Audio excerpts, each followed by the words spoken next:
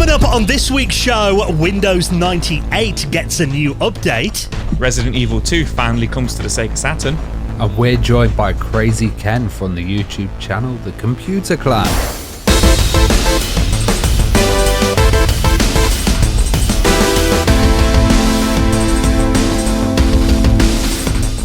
And the Retro Hour podcast is made possible each week thanks to our good friends at Bitmap Books. Now, one of their books I know you're going to love is Sinclair ZX Spectrum, a visual compendium celebrating the artistry of the pioneering UK computer industry with this gorgeous visual compendium packed with classic games for the Spectrum. Check that out and the rest of their retro gaming books at bitmapbooks.com.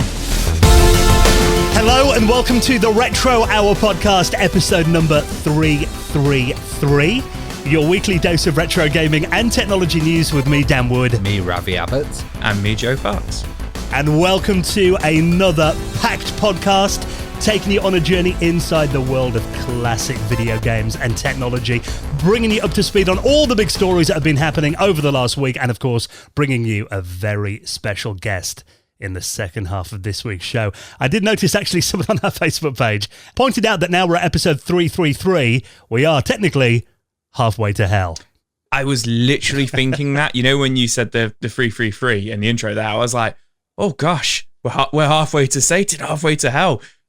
What would we do if we made it to 666? Like, I really hope we do, but like, would we do a horror episode or like... It sounds like a metal episode? album that you'd do, you know, Halfway to Hell, Joe. Halfway to Hell, yeah, I like that. On Joe's new album. Yeah, maybe. But listen, there's no evil in this week's show, only the good stuff. We've got some big news stories to talk about very soon, and an incredible guest as well. And I was actually quite pleased because, I mean, we kind of all have a little bit of an input into who comes on the show. We'll kind of reach out to different guests and stuff as well. But Joe, you really surprised me when you got this week's guest, because it's someone that I've watched on YouTube for a long, long time, and actually is a very computer-focused channel. Yeah, this was Krazy Ken from Computer Clan, which I absolutely loved that he came on, and he's such a, you know, charismatic guy, and he's quite a young guy as well, but it turns out he's been, you know, on YouTube for 14 years now, which is just incredible. Yeah. But like you say, we all kind of have our roles with the podcast, and you know, I'm not the guy who gets the guests, you know, you guys do that, and I got Krazy Ken, and this was just like, it was crazy. I just thought, you know what, watching his channel, let me just reach out, because he just felt really right for the show, and he said yes straight away, and like, I'm really, really glad you guys enjoyed it. Like, I was like, oh, I'll jump on it, but Dan was a bit like, it is very computer heavy, and you know, like, I'll gracefully back down. I wouldn't have known what we were talking about. But Ravi, you said after the interview that it was a really, really, really great interview, which I was really good one. About. Yeah, Ken talks all about the Mac in this. It's a very Macintosh focused interview, and we've been like looking at Mac because we haven't really had popularity of Mac in Europe and other places, and it's really amazing to see this Apple stuff, rare Apple stuff, a lot of the history, a lot of connection with the next computer. Like, it was a really lively interview as well, because Ken's really like out there. He's crazy. Yeah. And me and Dan could really get into the meat of the stuff as well, because it was just like very computery, which I didn't expect from you, Joe. I expected like the developer of Donkey Kong or something to come. Well, that'd be awesome as well. But it would be great as well. That's your next guest. That's my next one. You've just like thrown the gauntlet down for me now, haven't you? But yeah, man, like I say, I just thought it'd be a really good show, and I'm really glad like how well it came out. So really excellent stuff. One thing that we really go in depth into, because I mean, the reason I found Ken's channel, it's part of a collective, the Computer Clan. So he's got a few other people that help him out on it as well. But really, they specialize heavily in rare Apple prototypes. Yeah, and we kind of get into a lot of internal ones as well, you know. We kind of get into Apple like how he tracks those down and how he manages to find, you know, these prototypes that really are meant to be only kept inside Apple, and whether he gets a bit nervous that one day he might get that email off Tim Cook, oi, take that video down and bring that back.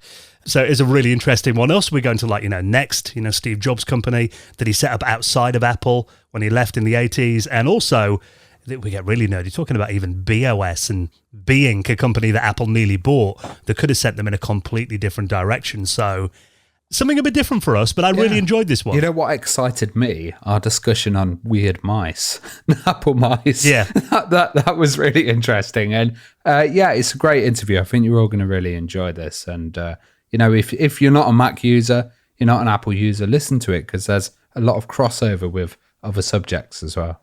Yeah, because the Mac is so big these days. But a lot of people probably don't realize that Apple had like a really bad time in the 90s particularly. I remember reading there was something like 99 days away from bankruptcy. Yeah, that would have been the time to buy shares, wouldn't it? Oh, if only. So you're going to enjoy this week's guest, a brilliant Krazy Ken from the Computer Clan. He's coming up in around 25 minutes from now. Now, one thing about doing a podcast that focuses on the classic age of video games, even though the video games industry is still quite a young one. I mean, really, it's only been around about, 40 years, really, commercially. But it does mean, as, the people that founded the industry age, unfortunately, we do occasionally have to say goodbye to some of them. And it was very sad to read this week that Sega legend, who also worked for Atari and Sony, Bernie Stolar, passed away on Friday last week. And actually this was it quite hit us quite hard because we've been talking to Bernie for about a year now, haven't we? Yeah, and he was never in a situation to be able to do an interview, sadly. Yeah, really wanted to though, didn't he? Yeah, really wanted to, and he expressed how much he wanted to come on. And he's an absolute legend. Like, he was in so many companies, it's unbelievable. He's at Atari in the original Lynx division as well, when that came out in about 1989. And also he was in Sony Computer Entertainment of America, launched the original PlayStation. He became president of Sega of America, where he led the development of the Dreamcast as well. And he worked for Google later on as their games evangelist. Yeah, he's had a really interesting career. And he even picked that, the Dreamcast 9999 date that I think, particularly for our audience in North America, whenever you mention the Dreamcast, that date sticks in their mind, doesn't it? As when it was released. So he was, and there's some really interesting articles. There's one on Forbes that I'll link up that I think is the best one that I've read that talks to so many people who worked with Bernie and knew him and really gives you a nice rounded picture of what he was like. One thing I think he kind of got unfairly tarnished with, and I'll link up this thread on Twitter because it's quite interesting, from an account called Mega Drive Shock.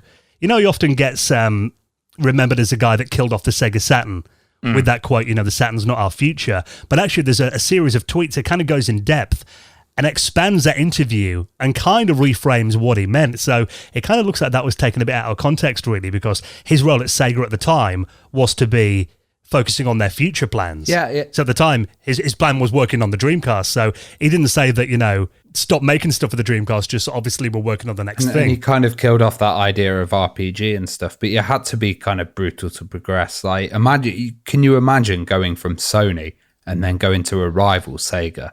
Yeah, you're right. When he joined Sega, it was a failing company, wasn't it? To go from Sony, on top of the game, to Sega at that time, a very difficult move. But obviously the Dreamcast, even though commercially it wasn't a huge success, I think in terms of the retro gaming community, most of us have a special place in our heart for the Dreamcast, and Bernie was obviously a massive part of that as well. So if you want to read that tribute to Bernie Stolar in Forbes, I'll link that up in our show notes at theretrohour.com, and rest in peace, Bernie.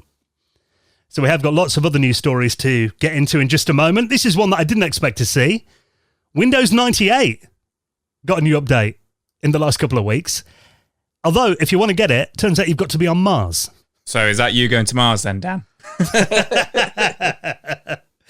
Now, obviously, Windows 98, came out in 1998. Shock horror. But I think the last update from Microsoft, I've got a feeling, was around 2005. Oh, wow. So obviously, it's, Microsoft don't support it anymore. Mm-hmm. But the thing about having stuff in space is it's not like they can just get up there and change the hardware. You can't go up with a USB stick. Exactly. We're launching Ravi into space with a USB stick. Oh God! And a copy of Windows Vista. I've travelled many years, and now I find the CD's been scratched, or there's some errors on the USB stick. Got to go back. Well, this is the European Space Agency's Mars Express spacecraft. Now, this was launched around 20 years ago, 2003. And at the time, obviously, they've got to work on the software that it runs for a few years before. So even though stuff like Windows 2000 and XP was already out then, they'd actually built it on a Windows 98 foundation.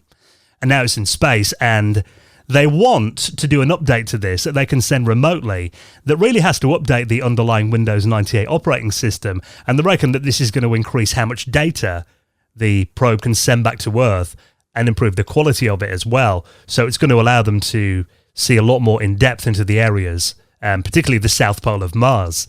So it is quite interesting that technically Windows 98 is helping us explore the universe. Well, I guess that they kind of must have custom made this update then, or it might be one of these additional ones that you have to download, because Windows 98 went on to second edition, SE, which was a huge kind of update.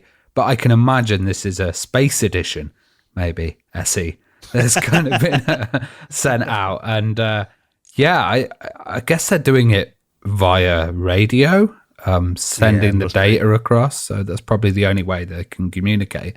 And I can imagine that connection's going to be pretty slow. So it might take a long time to update. But this has been making headlines everywhere. And I mean, the reason we're talking about it is, a new update for Windows 98. I mean, I don't expect you're going to see Mars Edition on archive.org anytime soon. Obviously, this is very custom for their hardware, but it is quite interesting when you think how many kind of obsolete systems and computer operating systems and hardware is still running in various places. I mean, here on Earth, we've often talked about it as in if it isn't broke, don't fix it. But stuff like this, it's interesting that they've got to kind of keep this software supported because there's no other option to replace it. So. Wasn't there a Game Boy on the space station as well? So I can imagine you're right that there is lots of old stuff like that. I think there is actually a trend of using old satellites for stuff that they're not supposed to be used for, stuff like satellite phone conversations and stuff like that. People jack them and take them over, hackers do. And I think that's quite interesting that you've got all this retro tech orbiting around the Earth or other planets. And some of it does need updating. I just imagine aliens finding it in 1,000 years and having a ball on 3D Pinball Space Cadet on Windows 98. Playing Minecraft. Not Minecraft, Minesweeper. So, very cool. I'll link up that story if you want to check it out as well. Now, of course, Sega have been in the news quite a lot. We did talk about it last week. The Mega Drive Mini 2, and there is a couple of updates on that now. Something that we were speculating about on last week's show. Are they going to release a Mega CD 2 to clip onto it? And, of course, they are. Yeah, this looks really cool.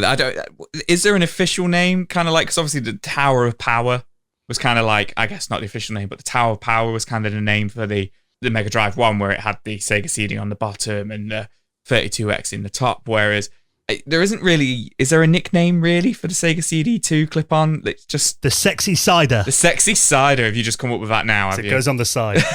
yeah, it's made it run. But no, it does look smart.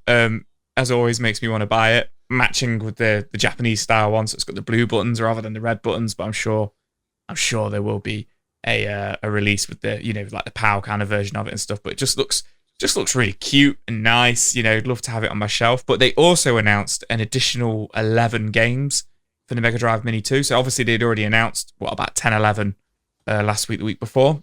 And everyone was kicking off. Oh, this is not on there. And they were also very Mega CD based as well. Yeah, there was Sega CD titles that they had announced. So it's kind of a bit of a teaser, Yeah, that's kind of the big thing, isn't it? Of this new mini console. Obviously, it's got the Sega CD games on there as well. But they've announced 11 Mega Drive games for it. So some pretty good games on there. Might take your fancy down. So we've got Outrun, Afterburner 2, Night Striker, The Ninja Warriors, Starblade, Splathouse 2, which I think is a great addition. Nadia, The Secret of Blue Water, Mega Panel, Puzzle and Action, Itchdarant R, I believe how you say that, Columns 3, and then Star Mobile, which is a Mega Drive debut. I'm not too sure what that one is. But yeah, we've still got about another 30 games to be announced for it. So I don't know what they're going to come up with because of, the Mega Drive had a big library of about 550, maybe 600 games. And obviously, we've already had 40, 50 on the first Mega Drive, and now they're doing all different ones by the sounds of things. Well, if it's Mega CD, we talked about this. Yeah, last week. Would it be Night Trap and Sewer Shark and we've like that? We've only had a few CD games announced so far, so it will be nice if they do like 20 CD games on there.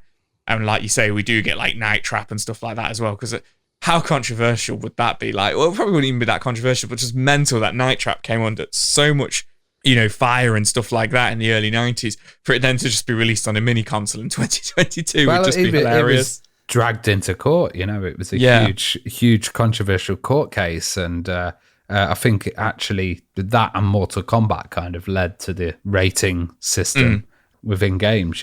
And then you play that game though, and how tame how is Night Trap? It was a big sensational kind of thing where the press blew it up, didn't they? So it would be interesting though to see stuff like Tomcat Alley and Corpse Time Killer. Gal. I'd love a bit of Corpse Killer on there. Oh, yes. Time Gal, that's a good idea as well, actually, yeah.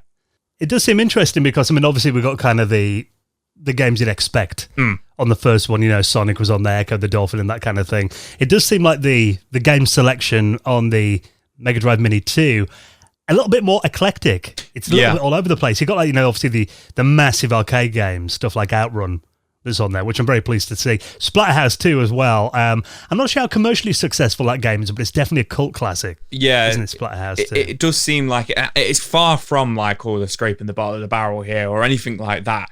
It's just at what point do does it become a little bit, like you say, more obscure? Because it's like, like I say, there's like hundreds and hundreds of Mega Drive games and Genesis games. But if you ask the kind of like, even like a casual fan, like more than a casual fan, I'm a massive Mega Drive fan, but if you sat me down and said, right, list 100 Mega Drive games now and CD games, like just write them down for the next hour, like I might even struggle, to come up with some really popular titles that everybody's heard of. So, I don't think like Columns 3. It's random. Like, why 3? Yeah, because Columns 1 was on the last one. It does seem like a weird addition. It is odd, but what I'm hoping won't happen is that the next kind of 20, 30 games that get announced, which haven't been announced yet, are just like the games which were on the last Mega Drive, Oh, it's also got Sonic 1, 2, and 3, Streets of Rage 1 and 2. Like, I do want it to be like 50 games that haven't been done yet. And I am really hopeful that, like Ravi says, that we get like the likes of Night Trap and Time Gal and stuff like that. I think that'd be such a cool selling point.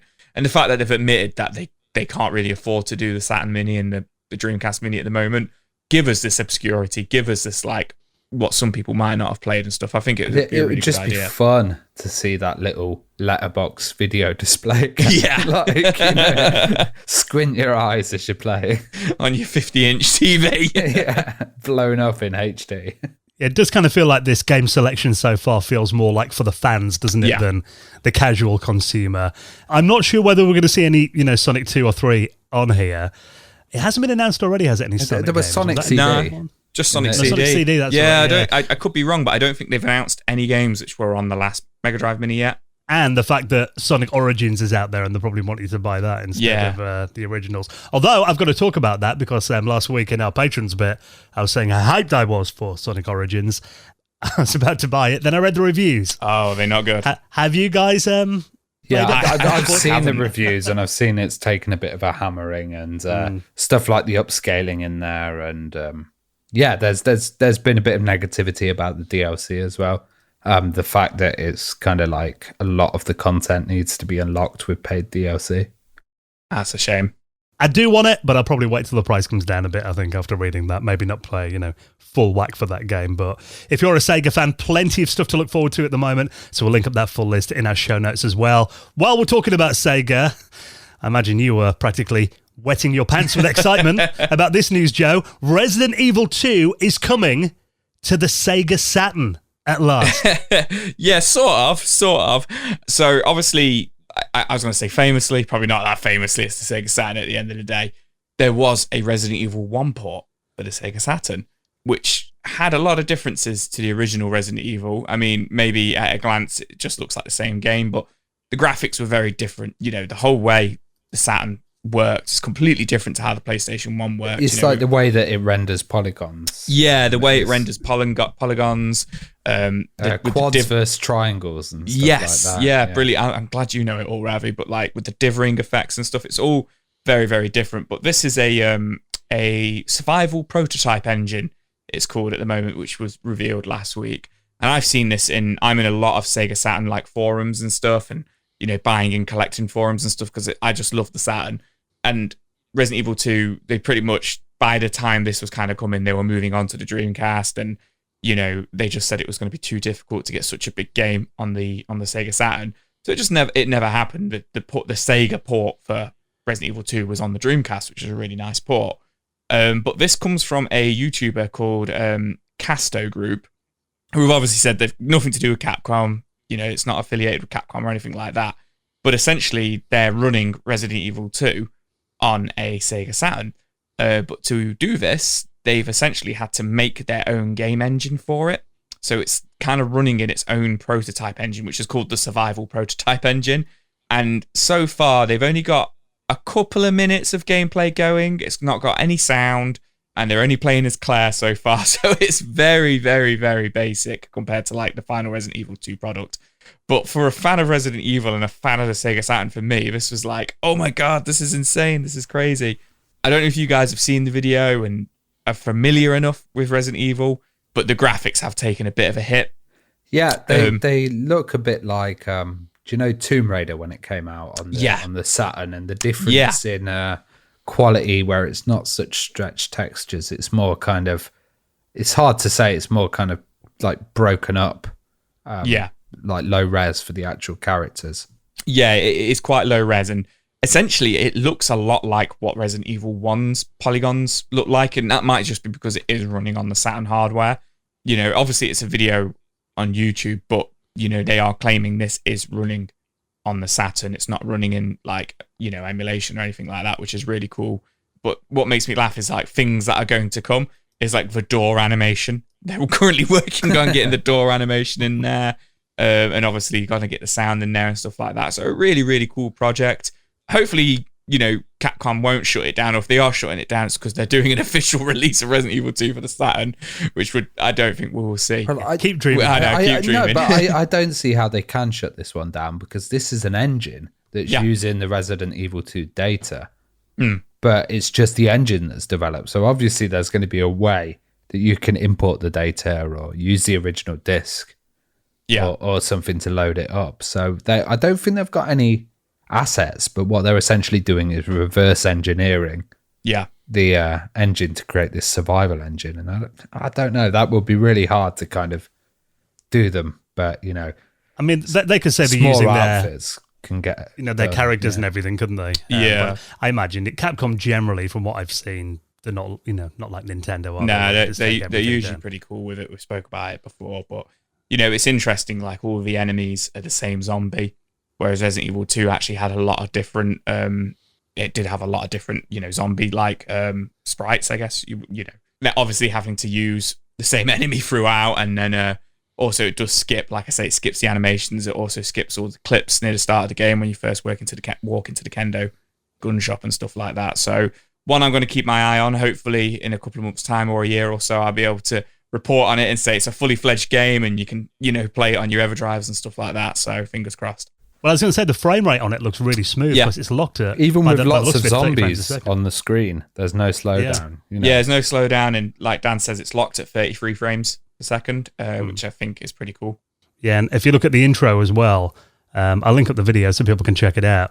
At the start of it, it says initializing using DRAM 4 megabytes. So I'm wondering whether it needs, the RAM expansion cartridge, which would make sense. Yeah, that would make sense, yeah.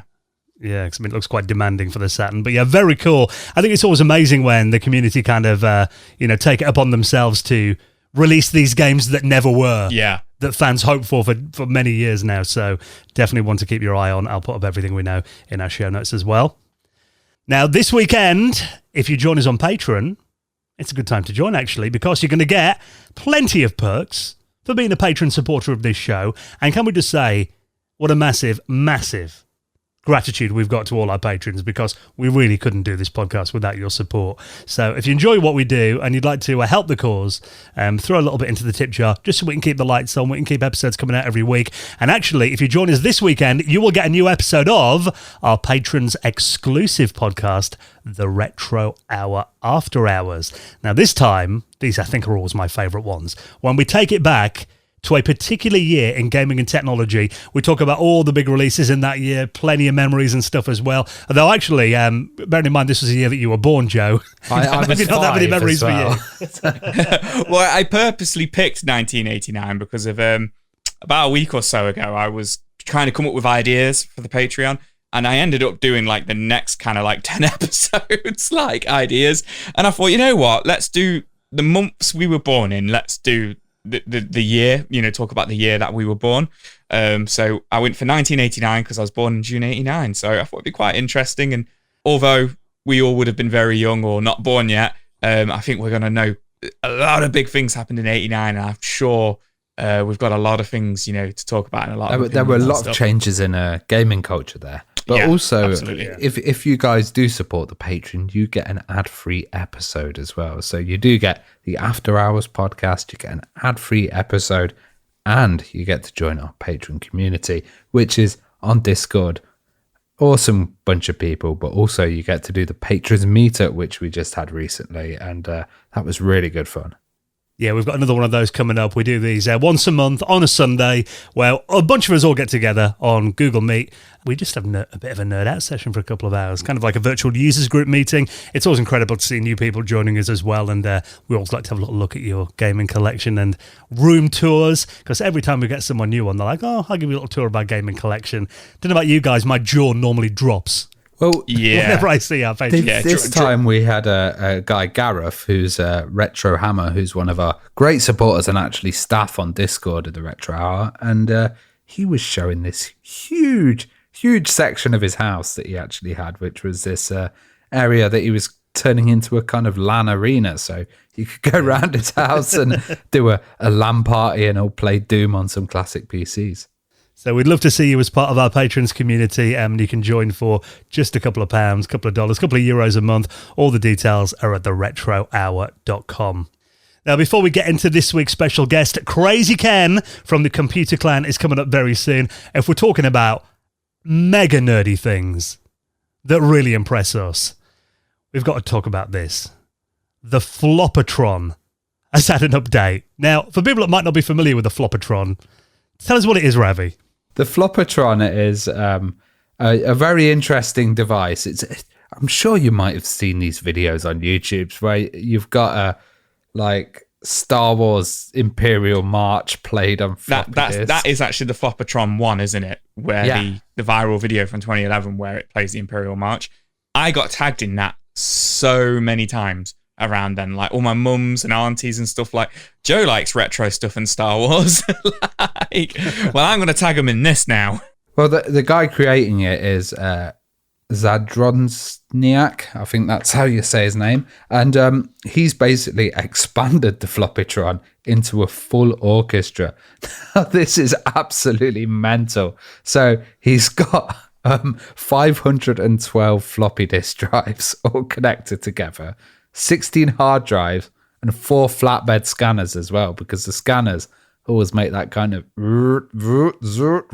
kind of sounds with the motors. Yeah, and the floppy disks just sound amazing. Now, what he's done with this is pretty awesome. Like the article's on The Verge, and it's actually referring to the old steam organs. And this used to be a thing, very British, that you'd turn up to an event and there'd be a guy in a steam organ, and he'd kind of pump it up, and they'd have these like paper sheets with holes in them. They'd run them through and they'd actually play like the latest dance tunes or something. So you'd be there and there'd be like an old guy with a steam organ playing like Mr. Vane or There's No Limit or something. It was pretty awesome. And this works on the same kind of principle. So he's actually connected it to a PC using a MIDI converter. And then that connects to a gateway, and they have all individual controllers. And then these run arrays of the floppy drives, and each of the floppy drives would be triggered by MIDI. So they would go as a different MIDI device, and the whole thing together just sounds absolutely immense. I can't imagine how loud it is and how much electricity it takes up. His bill is going to be really expensive for running this. Do you want to have a listen then to what 512 floppy disk drives, 16 hard drives, and 4 flatbed scanners sound like together? Here it is. This is the Flopatron 3.0.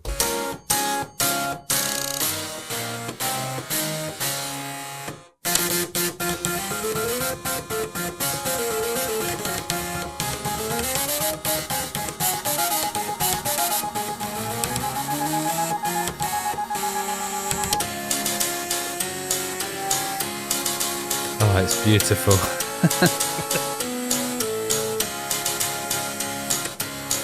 I love the different pitches Yeah, that it's got as well, how it slows down and speeds up does again. really Very impressive. honestly remind me of those steam organs as well. I'm sure you used to see a few of them in Yorkshire in your youth. How old do you think I am? So, The retro years, it's a school 1889. So yeah, this is incredible, and by far, I think probably the geekiest thing we've ever talked about on this podcast. But I love it. So if you're going to check out the full video, I'll stick that in our show notes as well. Now let's talk about another story. Talking about Windows, an old edition. We already talked about Windows 98 getting a new update, but this is a headline I didn't think I'd ever see. Windows 95 running on the Mega Drive. Well, not quite. This is a simulation of Windows 95. Finally, Joe can go on Windows 95 and enjoy it. I've been on Windows 95, not on the Mega Drive though. But yeah, this is I just can't believe how fast it's all running. You know, like you say, it's a simulation, so I don't know, you know, how much is really going on. But the fact that it's actually running on the Mega Drive just makes me want like a physical Mega Drive cartridge of it, you know, in the box and everything on my shelf. Yeah, Which they are releasing. Is that right? Is this coming out on physical? yeah. It's actually you can buy the actual cartridge printed and a case for it as well. Yeah, Yeah, this is by Mikey LD. yeah. I think it's actually called Mikey LD 95. Well, this is quite funny because the guy who's created it, Mikey Aldi, he's replaced everything with his face. So, like, he's even got a section with the dancing baby. You remember the dancing baby gif? Oh, the GIF, yeah, yeah. but the baby's his head. It's amazing. So, what it is he's actually releases music. So it's got 20. It's like a package for his music releases, and it's got 20 original songs that he's made on there. But it's in this Windows theme, so it starts up as Windows 95. You have the desktop. You've even got Clippy on the desktop. You got a start menu.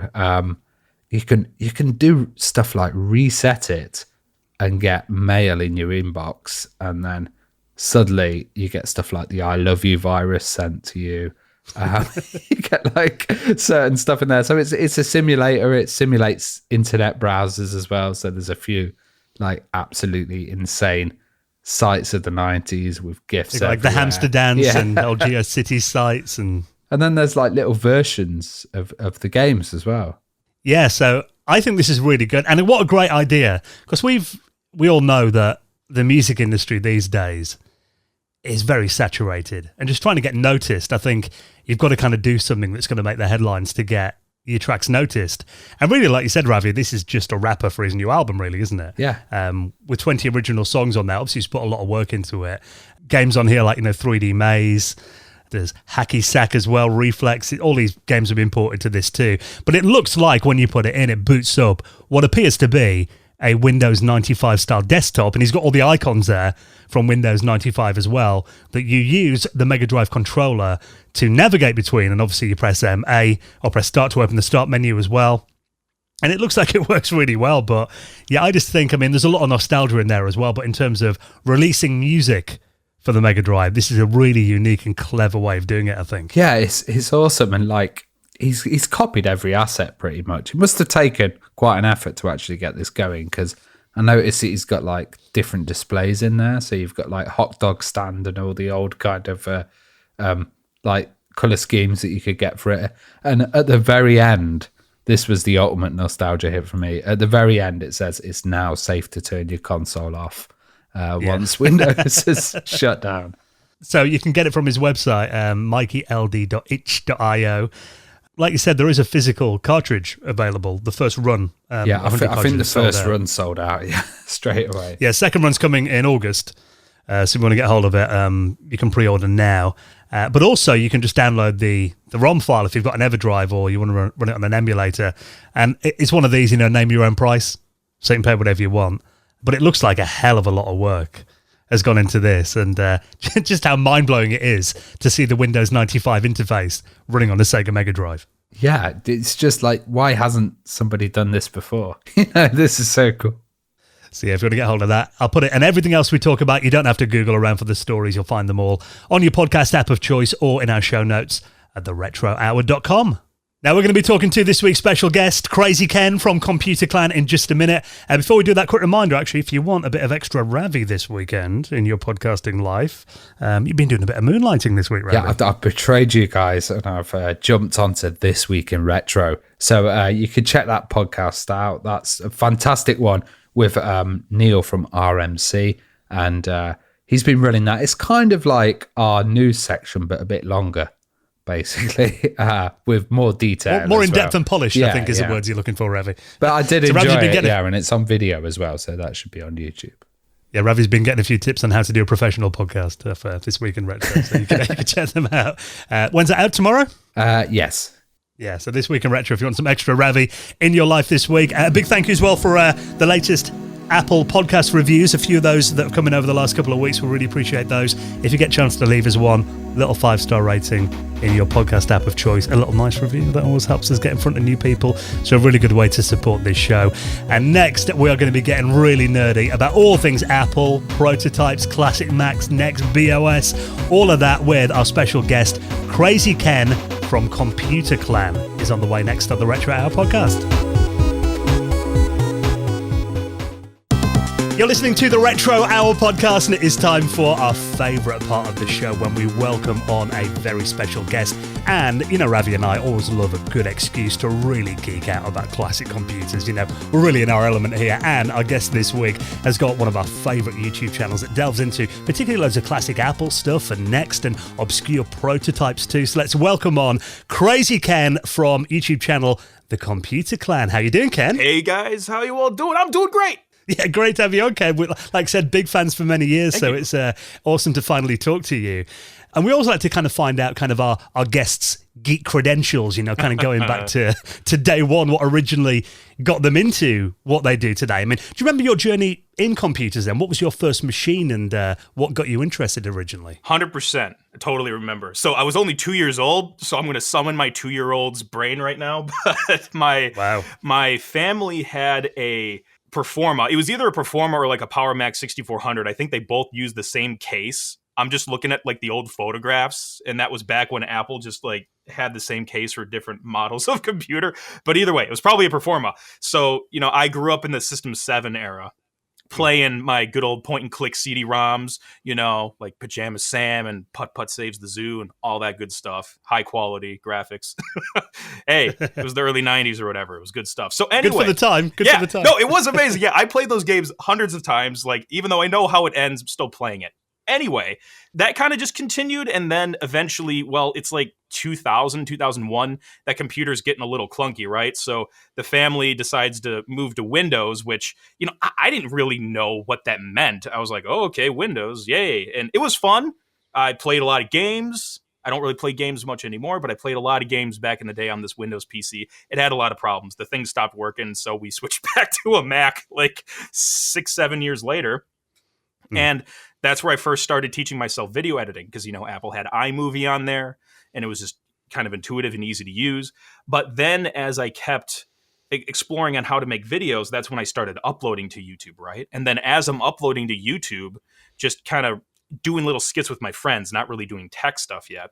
The more I keep exploring YouTube, the more I keep like searching my own interests, like, oh, hey, Macs, I want to learn more about Macs. And I keep seeing like all these other channels that are doing like this retro stuff, like trying to upgrade these old computers and stuff. And then I started watching Steve Jobs' like old keynotes, like when he first introduced the iMac and all that stuff. And that time travel really fascinated me. So I would say David DeFranco, aka the creative one, and Alfred de Blasi, those are like the two big retro tech channels I watched back in the day, and they were my main inspirations to start my retro collection, which is more than just Apple stuff, but it's a good chunk of Apple stuff. And my first retro collectible was an Indigo iMac G3, and started doing videos on that. And it just kind of kept going and going from there. And, retro computer stuff isn't the only thing I like to do on YouTube, because there's a lot of different tech things I like to do, but it's one of the big things. I like the history. I like the past stuff. I typically like the older stuff more than the newer stuff, not to sound like a hipster or anything. You're fitting well here, Ken. Yes, there we go. So it's turned in from a hobby into a business. YouTube is my business now, and it's been a lot of fun. Well, when you were like researching the Mac and you started seeing it on YouTube and seeing the wider world of it, and back then it was maybe seen as a bit of an underdog, whereas now, there's a pretty big balance with the PC stuff. What did you think about that? And what did you think about other regions of the world where Mac wasn't so popular as well? Yeah, I kind of just was like, okay, this is the way it is, because Microsoft played the different game with the PC, where they're going to focus on the software and focus on licensing. So they have a bunch of different companies with massive reach to get the PC everywhere. But when you look at PC versus Mac, it's like, well, the PC is a bunch of different companies making up that slice of the pie, right? Apple is just one company. So considering it's just one company versus a bunch, I think the nab or the piece of the pie that Apple has is actually really impressive. And yes, it's gotten bigger, but back then it was smaller. And I was like, whatever. I mean, when I was younger, I was totally into the whole Mac versus PC thing, like being a total troll online. Not really a troll, but well, Apple even the companies were, the adverts were. Yeah. I was actually just gonna say that I was, the whole Justin Long commercials that Apple did, the hi, I'm a Mac, hi, I'm a PC, that kind of stuff. I think really started those debates and stuff online, and I partook in that. I don't anymore because it's childish and ridiculous. But when I was younger and had nothing better to do, I totally was in the whole Mac versus PC war back in the day. But looking back at it, it's like, well, that's just how it is. Apple has a smaller market share, whatever. The underdog thing kind of makes it interesting in a way. The whole story of Apple. Yeah. And there was always kind of a Mac in the corner of an office, as the creative computer, and maybe right, yeah, be, dominated with PCs. But even back in my middle school, of course it's gonna be all PCs, but we had the one table of 2 iMacs that they used for iMovie. Which makes sense because there's not really a kid-friendly... This was 2005, by the way. There's not really a kid-friendly editing software on Windows at the time. No FireWire either, so... Yeah, Windows Movie Maker wasn't the strongest, was it? No, not really. Well, talking a bit more about your YouTube channel, and Ken, tell us what is the Computer Clan then? Where did this kind of idea come from? The Computer Clan started because when I was initially making videos with my nice little Sony Handycam and my iMac, I had nowhere to publish them. I was like, I want to share these with people. And this was the middle of 2007, so YouTube was a baby. If I did my homework right, Google hasn't even owned them for a year at this point. This was really baby YouTube when I started. So I started publishing these things on YouTube because I wanted people to leave feedback. I wanted to see what people thought of the videos that I made, even though I wasn't really making really good videos. If you ever see some of my old stuff, you'll be like, whoa, what the heck? But I iteratively kept getting better and better and better. Now it is how it is now. It's, I will humbly say, one of the best produced tech YouTube channels out there, especially considering it's a one-man band. I surprise people when I say this. I don't have a crew. Oh, wow. I don't have employees. This is me. I am very blessed to have volunteers that do help out. Sometimes they help me with research. Sometimes they help me film some stuff. But 99.9% of the time, it is all just me. That's really interesting to hear because, as you mentioned then, you put a lot of effort into your production values. Mm-hmm. And I wondered if you had a team around you because it looks that good. Have you got kind of a background have you studied video in the past or anything like that? Yeah, video. Or was it all self-taught? It was all I would say it's a combination of self-built, and I did go to school for it. I didn't go to a film school or anything, but I started self-teaching myself video production and video editing when I was probably 12. And Yeah, it's mostly self-taught, but I did take classes, and then I ended up teaching some classes, actually. When I graduated from the college, they brought me back to do some adjunct stuff. But yeah, it's a lot of self-taught and just learning how to learn. And I think learning how to learn is one of the best skills you can give yourself. So where did the name Krazy Ken come from then? The Krazy Ken thing, I just really like alliterations like CC, Computer Clan, KK, Krazy Ken. I just think it all like bounced really well. But the stupid origin story behind that, and I haven't told this to many people, is once upon a time, I was about to go live on a webcast. We're maybe like 10 minutes out from going on the air. And I don't know if I like was eating a quick snack before or whatever. I don't know what happened, but like a crumb got stuck under the option key on my laptop. And I'm like, crap, I can't press the key now. I got to get this fixed before I go live. So I take the keycap off to clean it. Of course, I break the switch. So now I don't have an option key. And I'm about to go live, and I can't control any of these shortcuts now. And I was kind of like jokingly freaking out while I'm on the conference call, because it's like, what are we going to do? Oh my gosh, we got to go live. This thing isn't working. And I jokingly called myself Krazy Ken. And I'm like, oh, that's actually kind of a clever name. But I didn't really do anything with it until I needed like a character for a show I did later. It was called Krazy Ken's Classic Video Games, where I played retro video games and I reviewed them. And I just kind of wanted to give myself a name. So that's where I started using the name Krazy Ken in published content. But that didn't really go anywhere because my audience isn't really mainly focused on gaming, and I don't even mainly focus on gaming. I was just trying it out. It didn't really work. The tech stuff in general works way more than the game stuff. So the gaming show didn't really succeed, but then it was probably like 2 years later, that's when I started Krazy Ken's Tech Misadventures, where I document myself trying to fix something or tinker with something, and that started taking off. Well, you cover, modern technology on your channel as well, but obviously retro and rare prototypes are a big part of what you do as well. I mean, why that focus then? Where did that kind of, the prototype kind of element come into it? The prototype thing came from when I was researching stuff for my Vintage Apple Vault show. The whole concept of Vintage Apple Vault was I was going to like travel and like meet up with collectors and do retrospectives on these like vintage and retro pieces of Apple technology. And while I was researching that, I came across a guy named Hap, who's out in California, and he has a massive prototype collection. He has some insanely rare stuff. And, I'm not like a professional appraiser, but if I had to appraise his collection, he probably has at a minimum, probably $500,000 worth of prototypes. Oh, wow. So probably more. He was also on CNBC. So as I was researching him, I saw the CNBC piece where he gave a tour to one of their like cameramen guys. And I saw his collection and I was like, wow, I want to film this for my show. I email him and he emails me back in like 10 minutes. And I'm like, okay, this is good. This is a good start. So we hit it off. I go film his massive collection. And then through him, I just started meeting more people in the Apple prototype and Apple internal community.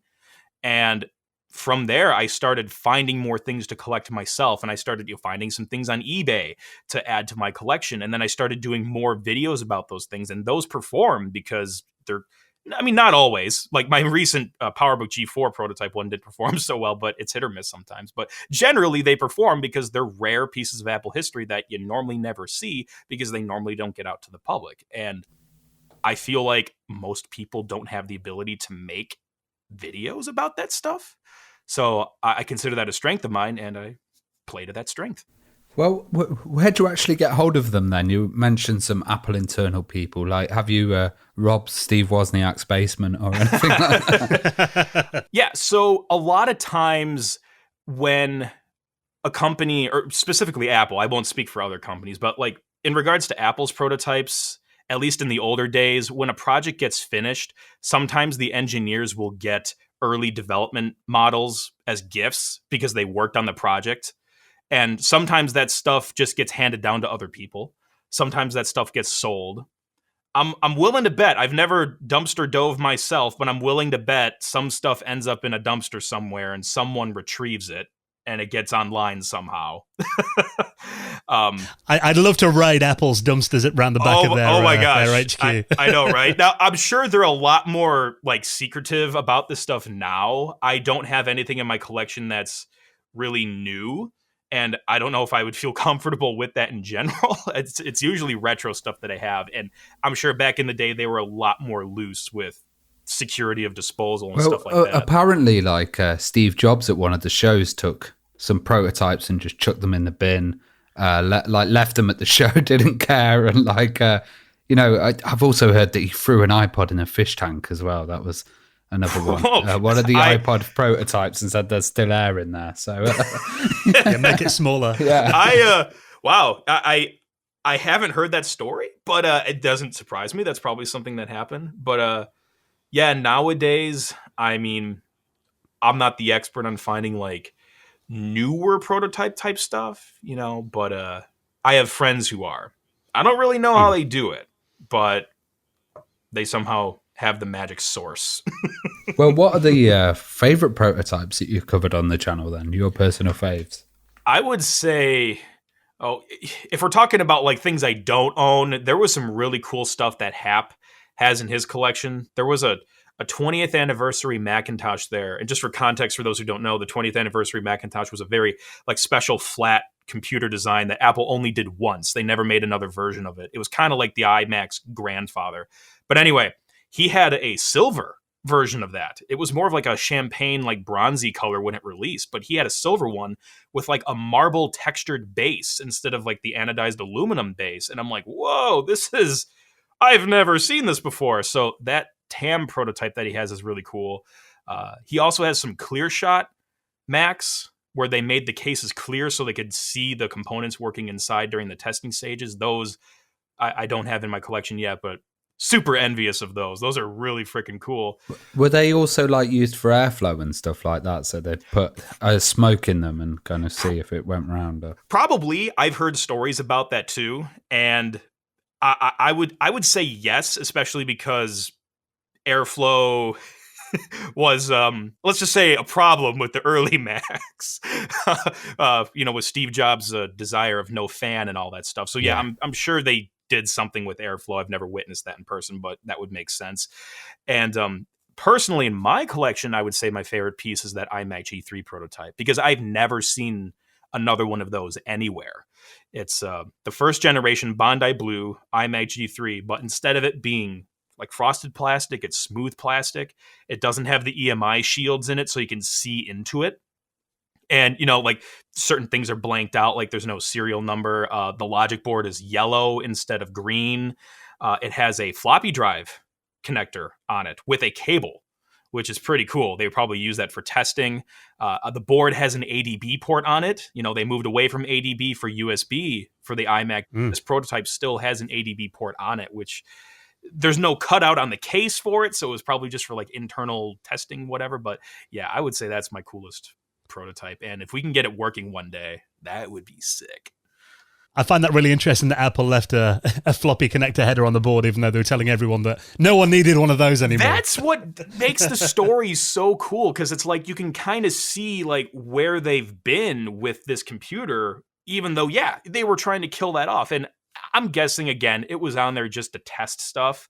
But like even on the retail versions, you can see the solder pads. There's no header there, but you can still see the solder pads on the logic board where the floppy drive connector was. I wonder if new prototype iPhones have got headphone jacks on them still. that it wouldn't surprise me if that existed somewhere. Well, have you ever received any like angry emails from Apple for like showing this stuff off? Have you ever had any feedback or anything off them? No, I never have actually. I've braced myself for that, and through a second hand, I have seen what Apple's legal team says about this kind of prototypey stuff. And generally speaking, they don't really care if it's like older than 5 years or so.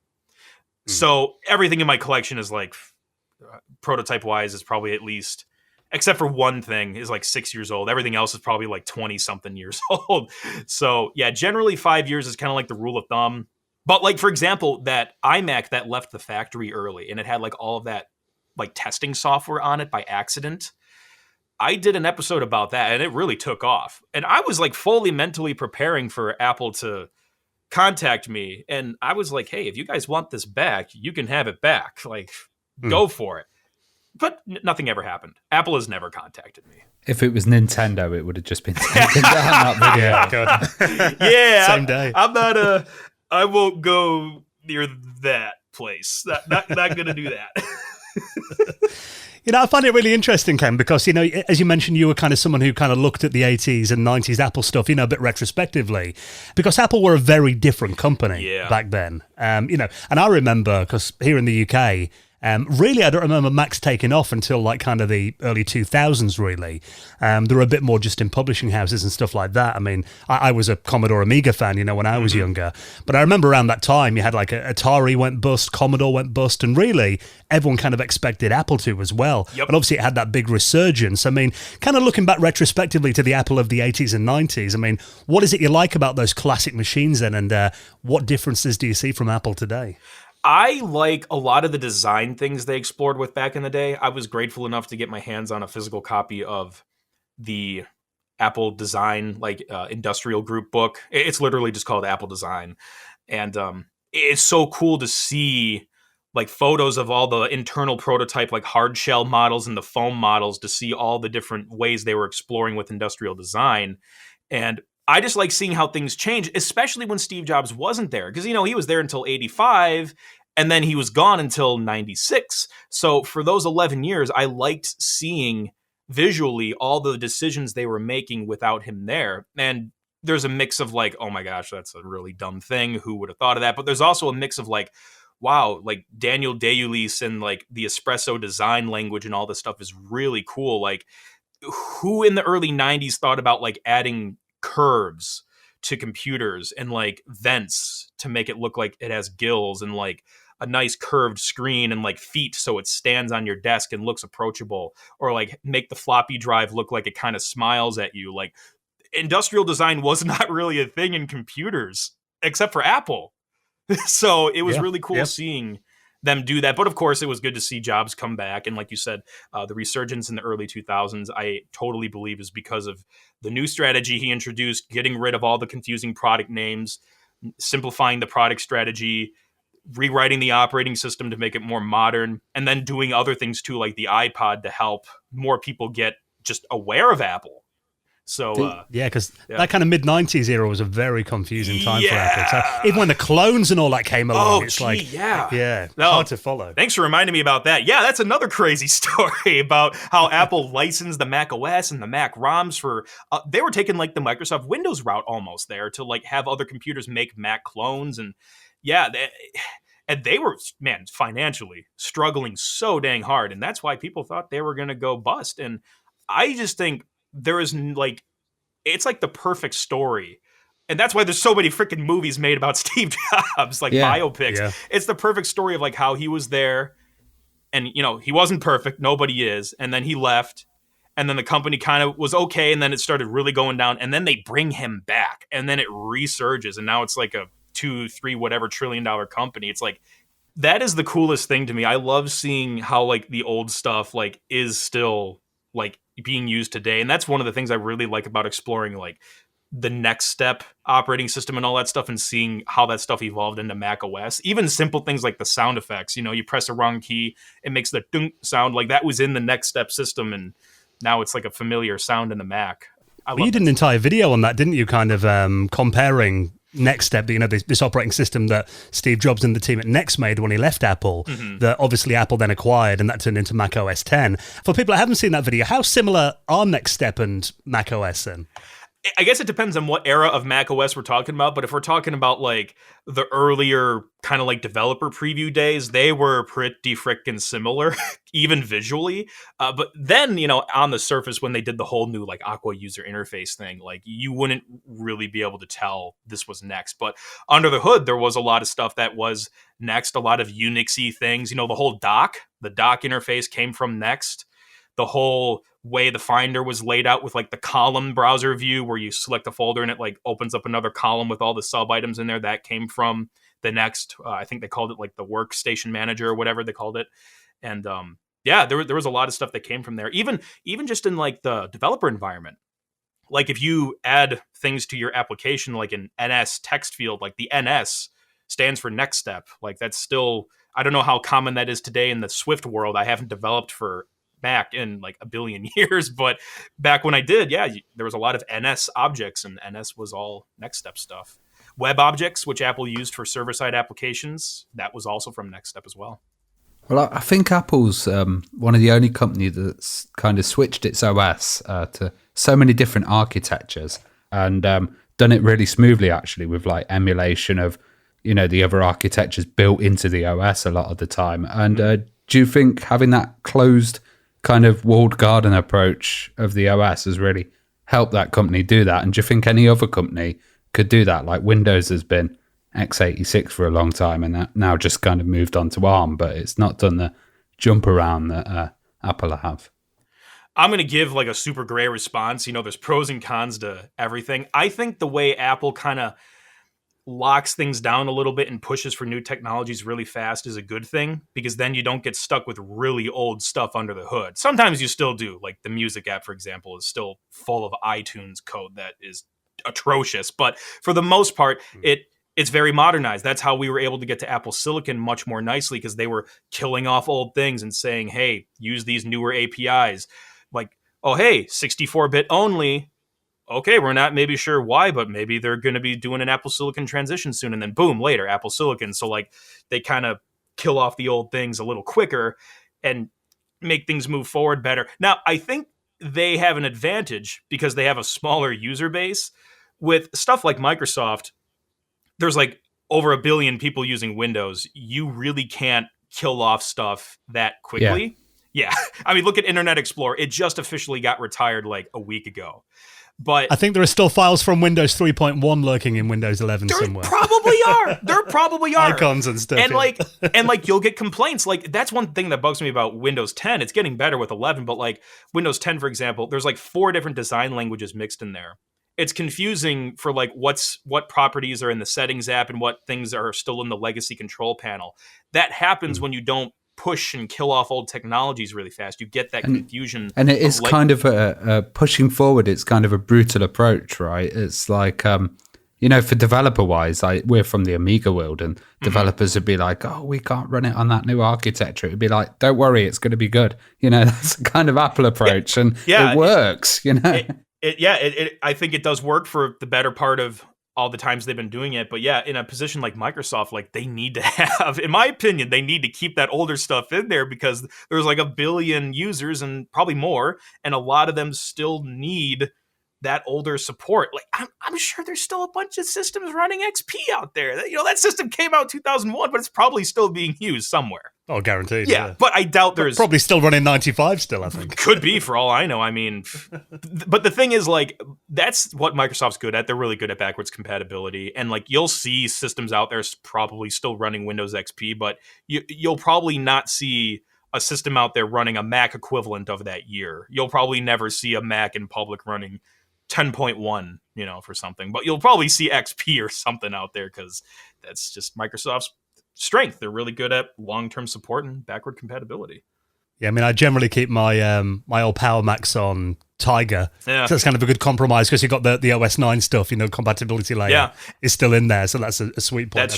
That's true. And on top of that, I do want to add one more thing. I don't think people give Apple enough credit for all of the open source stuff they've actually contributed to the computer world. Because a lot of people say, well, it's all closed source and proprietary. Well, spoiler alert, so is Microsoft Windows. It's not an open source operating system. But Apple was a big player in OpenGL, OpenCL, the common Unix printing system, WebKit, Darwin back in the day, the kernel of their OS, it was open sourced. And like things are changing now, like they're trading off OpenGL for Metal, and they're probably locking it down a little bit more. But for years, like there still is a ton of open source stuff in the OS, but for going as far back as I can remember, they were big players in the open source world. So I just hope people give them some credit for that. It's not all just some closed off system. I don't think that's how it is at all. And I mean, kind of going back to that Next legacy, one of my favorite videos you did on your channel is when you got your hands on a Next Cube a couple of years ago and did like an in-depth look inside that as well. I mean, what do you think of the Next Cube and the Next machines as hardware and systems? Man, the Next machines are so cool looking back at. I mean, at the time, I don't know if I could have justified spending that much money on that system, but in the end, Next ended up really being a software company, not much of a hardware company. Because, hey, Apple acquired Steve Jobs in the software and it all worked out, but the hardware kind of stayed behind. But anyway, from a collector's perspective, the hardware is so freaking cool. Like, what other computer is just like a monolith, like cube black box thing with like these 4 expansion slots on the inside? Like, it's just such a cool device to have. And, back before it was called the Next Cube, it was still cube shaped. It was just called the Next computer.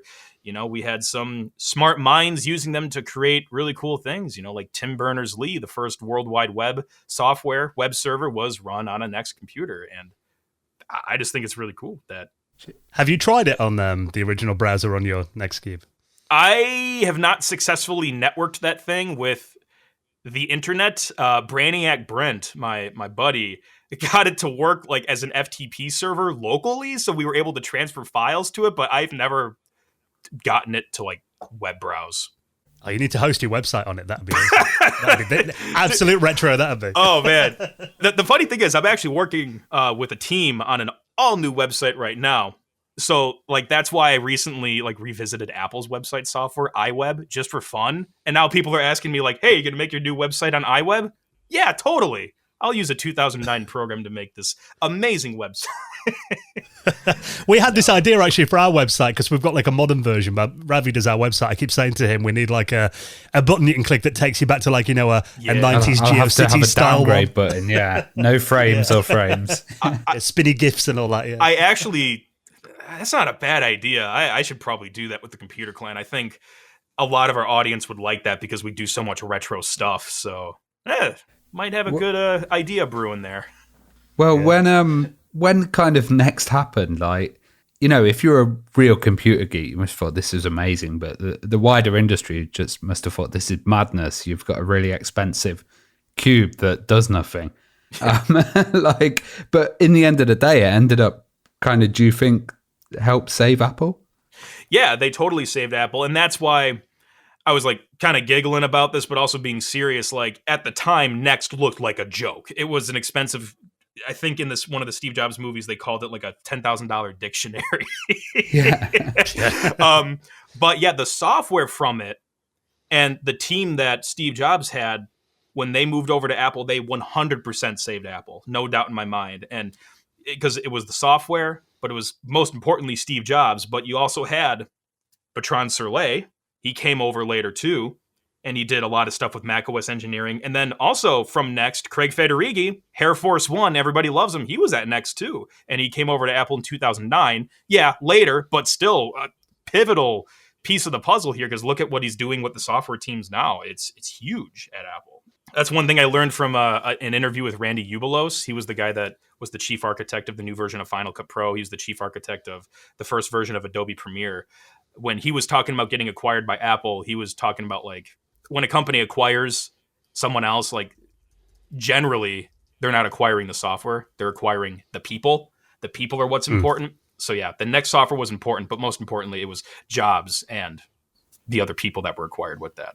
Because it's really interesting, because I mean, for people that maybe didn't follow Apple in that era, Apple were trying to do their own operating system, that was going to be the next thing, codename Copeland. Yeah. And that had some, they were trying for years, couldn't make it work, and in the end ended up buying, another operating system, which was Next. Mm-hmm. I mean, have you, I thought you did a video on Copeland, but I couldn't find it today. Maybe I imagined it. I mean, have you used Copeland, and is that something you've covered? I actually haven't used Copeland yet, but I think that would make for an epic retrospective one of these days. I actually haven't touched that one yet. That and AUX I would like to do, because like their early Unix Mac OS software, I would like to tackle both of those. Those sound cool.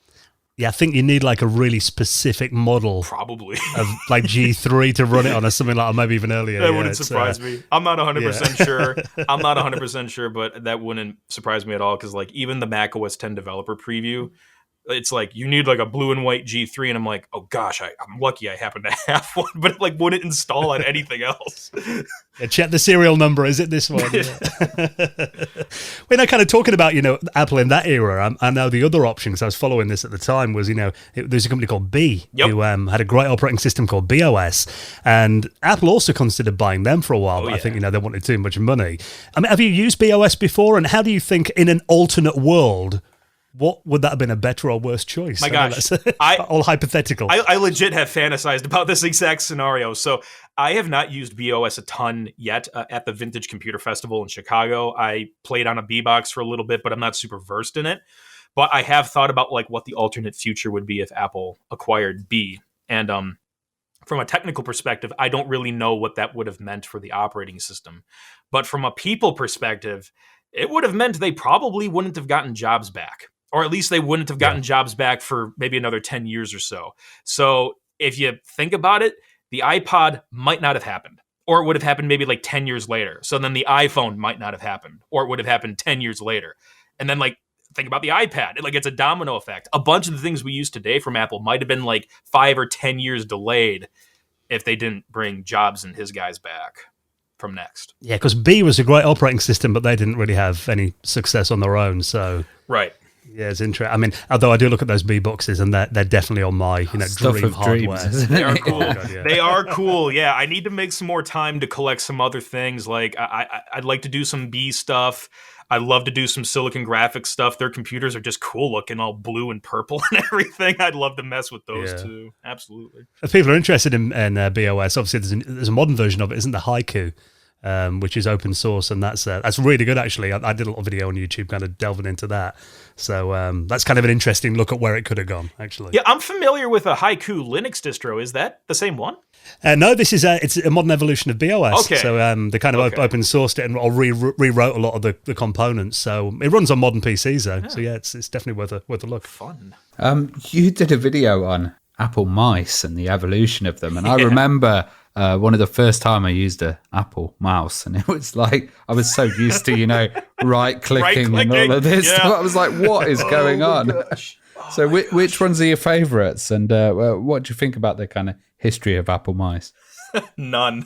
Okay, I'll be honest. I love still like the old designs of them and everything, but like, gosh darn it, man, it took until when did they release the Mighty Mouse, which they couldn't call the Mighty Mouse because of legal reasons? That was like 2006 or whatever. They didn't have a scroll ball or a scroll wheel until like 2005, 2006. Like, are you kidding me? Like other like PC mice had scroll wheels in like the mid 90s.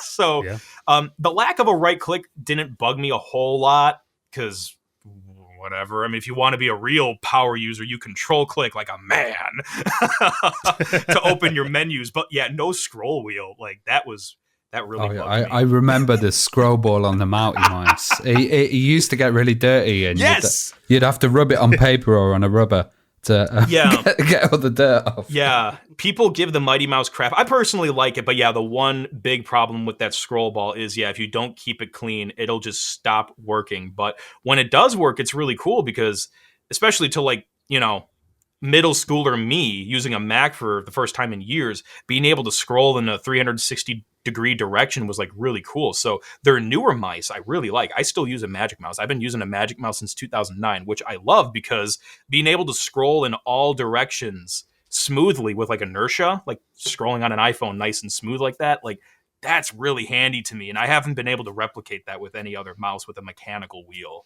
Yeah, I miss it when I have to use Windows. Not being able to horizontally scroll is just weird. Yeah, I know. Oh my gosh. Especially like with video editing, I really like having smooth horizontal scrolling because your timeline's going to move left and right. Yeah. So having the Magic Mouse for that is super handy, and like being able to do a 2-finger swipe to move the playhead to the next clip or the previous clip, just super handy shortcuts that no other mouse, like I've never seen another multi-touch mouse do what the Magic Mouse can do, But yeah, Apple did some cool things with their mice, like doing the optical stuff and like the clear cases and all that. But yeah, not having a right click or a scroll wheel for years was like, what? And the puck mouse. Let's just bring that up. About that one. Yeah. I was waiting for that one. Yeah, that was probably another Next thing that came over because Next had a circular mouse, and now Apple's like, hey, here's this circular mouse for the iMac, and You know, people joked about it, saying it caused like carpal tunnel syndrome and all that, because it is weird. I won't lie, it's weird. I do have like I forgot what it's called, but it's like an accessory for the puck mouse it attaches to it to shape it like a normal mouse. Oh wow, I'd never seen that before. Yeah, Wow. yeah. See, if you're like a 5-year-old, they're probably all right. Yeah, But probably. for anyone over the age of like 15 whose hands are growing a bit, it was Give just, a modern not kid good. a puck mouse. I'd be so confused. Oh my gosh, that'd be funny to see. Well, here's a question that might require a bit of thought. I mean, obviously, you know, you've got some favorite Apple products, and I mean, if you were to say, you know, name your favorite and worst classic Apple products, what would they be? My favorite is the TAM, because the 20th anniversary Macintosh is just such a cool, unique design that they never replicated. You know, with like the nice like fabric speakers and the Bose sound system, like they never did anything like that again. It's so cool. So I'd say that's my favorite. My least favorite, yeah, I would have to think about that. This isn't meant to disrespect the amazing industrial design group that made this, but like the Molar Mac, what the hell was going on with that thing? Like that was like a middle like beige iMac thing. Like, do you know what I'm talking about? The G3 all-in-one. Yes, yeah. yes, I do. Like late 90s. Yeah. So it still had the CRT kind of back, but Yep, it was like weird.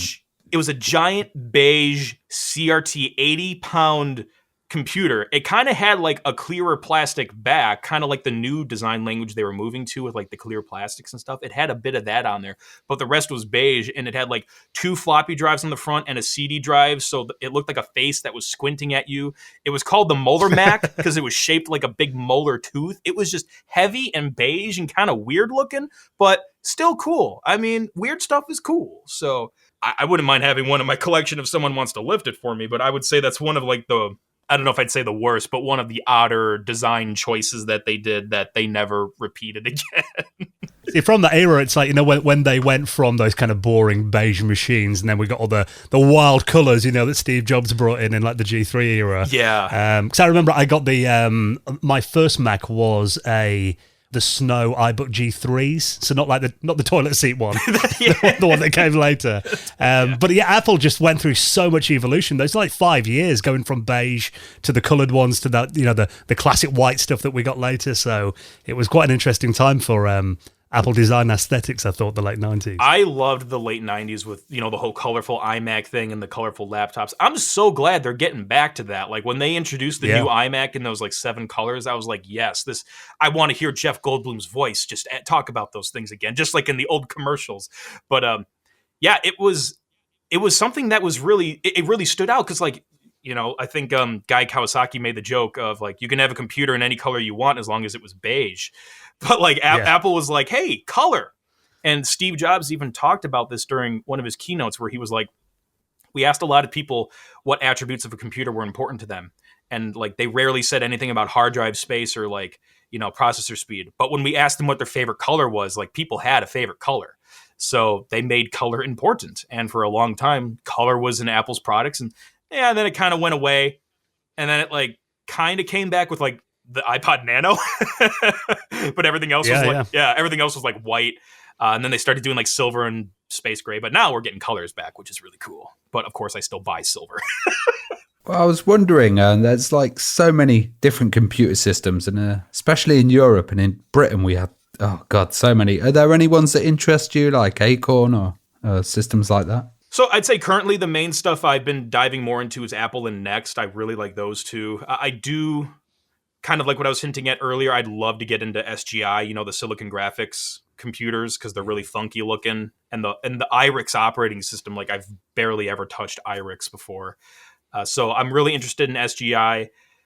So that would probably be the next thing I look into. Maybe some BeOS stuff. And I do have a Commodore 64 sitting around. I need a new power supply for it, so I haven't really done anything with it recently. And I do also have a TRS-80 Model 3, but something's wrong with the analog board, and I'm not a skilled repair technician.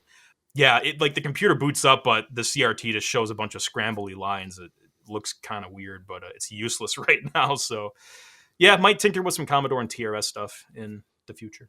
Yeah, the SGI machines, they're just, I've used one we've got a computer history centre in Cambridge here in the UK, and I went and sat down in front of one of them and playing with iRix, and they had like the Nintendo 64 like development kit and stuff was on there too. Ooh, and it was sweet. just kind of seeing all that. It was, just like those machines though. I mean, they cost more than a house back in the day, Yeah. didn't they? But and those kind of Incredible. tickle my fancy in two ways. Not only do they play to my interest in retro computers, but because I have a video background, I love that aspect of SGI as well, because they were used in composition and visual effects for movies and stuff. So, yeah. I don't know the full story, but when you watch Jurassic Park and you see those Silicon Graphics computers, I bet you $1 million those were the same computers that were used for post-production later in the process of making the movie, not just as props, if I had to guess. Yeah, I think that about 20 of them networked, I think, to render the dinosaurs. Yeah, so really powerful machines. That sounds right. And speaking of that movie, the Quadra in that movie, the Quadra 700, man, I love that. Little sneak peek of a future episode, I was blessed enough to come across a Quadra 700 prototype. So there will be a future episode on that. And we are going to reenact a small scene from Jurassic Park with Samuel Jackson. I'm going to actually oh, wow. I'm going to have a cigarette and everything and be like, hold on to your butts. And we're going to have some fun with it. But yeah, you need to get Newman on your I know! on your password thing. Yeah. Oh, dude, totally. I was actually, if I had enough time, hopefully I can make enough time for this. I wanted to make my own version of that, where I have my face up there, shaking my finger. Oh, amazing. You didn't say the magic word. Dang, I hate this hacker crap. Classic scene. Yes. Oh yeah. I love spotting old machines in movies as well. Yes. I was watching randomly on TV the other week The Net with Sandra Bullock, where she's using Mac OS 7 all the way through that film as well. That's quite funny to watch. Oh no, I totally love that stuff too. People were talking about For All Mankind, the Apple TV Plus series. They were using Newtons as props in the recent episodes, but of course they were composited and stuff. So people were video chatting on them, which of course you couldn't do in real life, but it was still Apple Newton message pad props they were using, which was really cool. Oh, wow.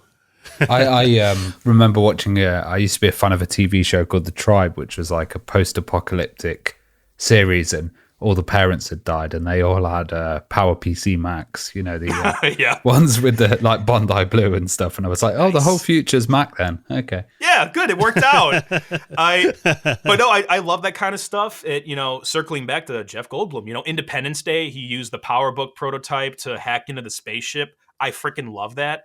And that was an actual prototype. I actually, in a couple of my episodes, I show it probably wasn't that exact one used on camera, but it was a PowerBook prototype where Apple silk screened 4 X's after PowerBook on the bezel instead of the model number, which is weird because you would actually take the time to silk screen a placeholder, PowerBook XXXX. But yeah, they did it for some of their PowerBook prototypes back in the day. It's kind of cool to see.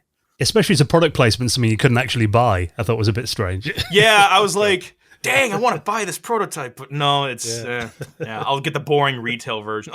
The other thing, Batman and Robin, that movie where they used the prototype 20th anniversary Macintosh. I'm just like, oh my gosh, where is this thing? Someone has to have it still. The Spartacus prototype. You'd hope it didn't end up in a dumpster or something. I hope it hasn't ended up. Gosh, because that was a really cool design. It was different than how it ended up being in the end, which I love seeing. But from what I understand from the stories of the Industrial Design Group, it was an operational prototype. It wasn't just some hard model. It actually had a board and software, and it worked. So I hope someone somewhere has it and is taking care of it.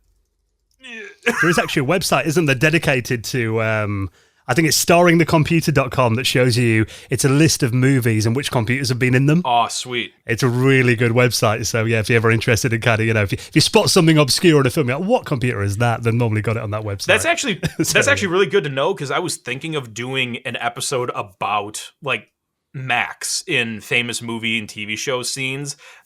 I'm not sure how much list videos would really perform on my channel, so I haven't really done it yet, but that is something I did consider doing. And I would definitely talk about Jurassic Park and Independence Day, for example. Yeah, new series of Stranger Things. There's an Amiga 1000 in there. Yeah. And I was like, wow, literally rewound it about 4 times, watching it over and over. Dude, I'm the same way, because it's like when I'm watching Jurassic Park with my friend, she's really into dinosaurs.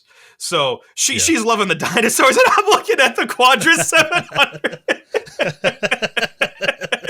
You're missing the point of the movie. Yeah. Ken, it's about dinosaurs. I don't care. I want the Quadra. Oh my gosh. Wait, You do a few videos on Windows, and you've done like a commemorative install of Windows Vista as well. Yeah. Do you think Vista kind of deserves the hate that it got? No, I don't think it did. And in the time, there were a lot of upset people because, like, there was a huge gap from XP to Vista, and Vista was maybe a little buggy and it didn't support people's hardware, so people made fun of it. And then, of course, Apple making fun of it didn't help. So looking back at it, no, I think it got more hate than it really deserved. Yes, it had its problems, but like, hello, Windows Millennium Edition, that was like a cluster. But anyway. It was it was a little blown out of proportion, and Vista got better with time, and I believe Service Pack 1 patched a lot of the problems. And from a nostalgic perspective, well, I don't have a ton of a nostalgic attachment to Vista, honestly, because when we had our family PC, we were still on XP, so we never made the jump to Vista. But from just a retro perspective, I love using Vista because it was just so pretty. It had a really pretty interface, and I love the whole like Longhorn developer story behind it. Seeing all the different like graphical user interfaces Microsoft tested before they stuck with Vista's current look. I just love it. You've done a video on that, haven't you? Kind of showing the prototype. Yeah, I did explore some of the Longhorn stuff. It was a old video. I would love to touch Longhorn again someday. But yeah, I showed like 3 different builds of Longhorn, and it's just so much fun to see. Wow, the taskbar looks totally different. The start button looks different. The menu, the sidebars, like it all looks different. And they changed it a lot while they were trying to find a look that worked. And I love that kind of evolution. Talking about your hardware collection then, I mean, what's your classic computer collection like? And, kind of how many would you say you have? And what items are you most proud of in your collection? I'd say I have about 30. It's definitely not as big as some of my friends. Like my buddy Steve from the Mac84 YouTube channel probably has over 100. My buddy Greg from Rutk Mods probably has over like 120, 130.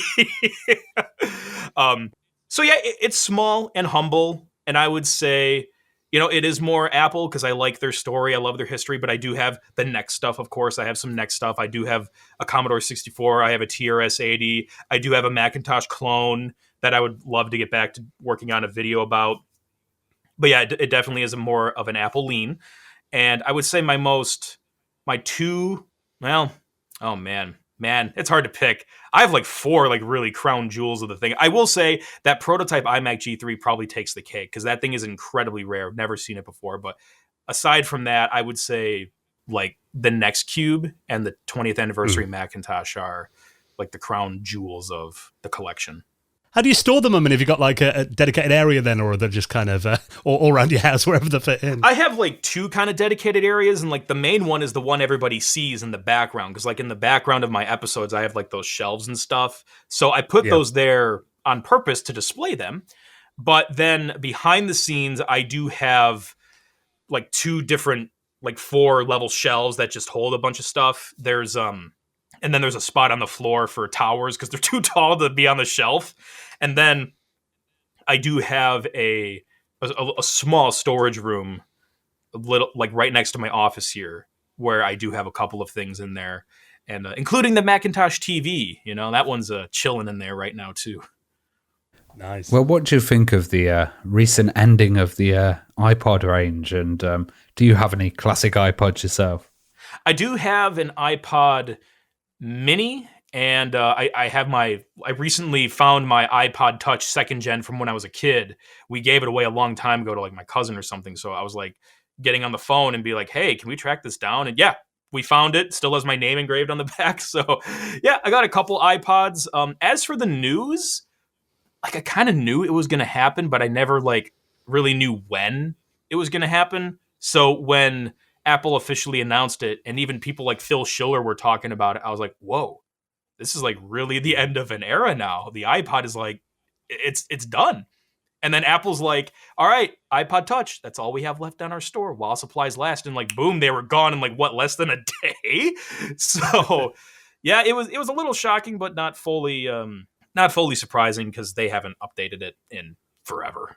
They're still nice devices to have, though. We went away on a trip recently, and I didn't know whether we were going to have good Wi-Fi or phone signal. So I actually just stacked up an 80 gig iPod with a load of music on there just for the hotel room and, just for walking around with it. It's actually, it worked really well, having some nice headphones on it. So I think there is definitely still I know it's a bit of a niche use these days, but I think it is quite still a nice thing to have. Oh, totally. A nice MP3 player. Absolutely. I think that, I've seen a lot of my viewers say they wish Apple would make like a revised or like a rebooted iPod Classic. They're not going to do that because the market for that's incredibly slim. It's very niche, like you said. But there's other people out there that sell mods, different colors. You can like send in your iPod Classic and get the colors changed. You can get, put an SSD or like a, SSD or like C compact flash or whatever in there to, make it really fast instead of a mechanical hard drive.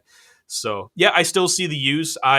I'm all about the cloud, so I stream all my stuff, but it's still nice that, like Apple Music, for example, you can save stuff offline for, like, in your example, if you don't know what the Wi-Fi is going to be like. It's nice that you can save stuff offline. But yeah, there is absolutely still a use for the older ones with hard drives in them. Just put a bunch of music on them. Plug in a headphone, which you can't do on a modern iPhone anyway. So, exactly. Load it up, put it in your car or whatever, go out and hike, do it. It still works. Totally does. My Mini still works. The battery, it wasn't mine, like as a kid. It was given to me by a friend, but like battery still works. I can hike with it or go wherever. Sync it with a good old 30-pin cable and off to the races. Well, Ken, it's been incredible reminiscing with you over the last hour or so. I mean, and obviously, like we said, huge fans of your channel. I mean, is there anything coming up that you can tell us about over the next few weeks on the channel? Yeah, coming up, I would say, actually, just today, the time we're recording this, I just dropped my latest scam buster into those fake solid-state drives that people are trying to sell on the internet. I had a lot of fun making that one. And coming up next, depending on when people are listening to this episode, but on June 30th, I believe it's like the iPhone's like 15th anniversary, or like it's around that time. It's near that time. Yeah.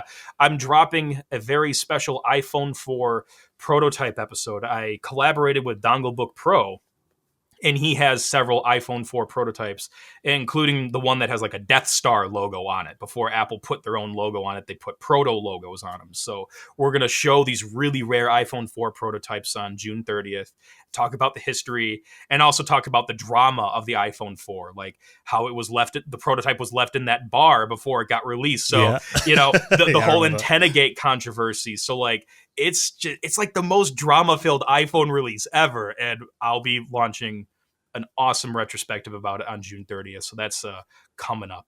Well, looking forward to that. The fact that the iPhone's 15 years old has just made my jaw drop. I know, it's pretty insane. And on top of that, another thing I hinted at earlier, the whole Quadra 700 prototype, I will be dropping something with that soon.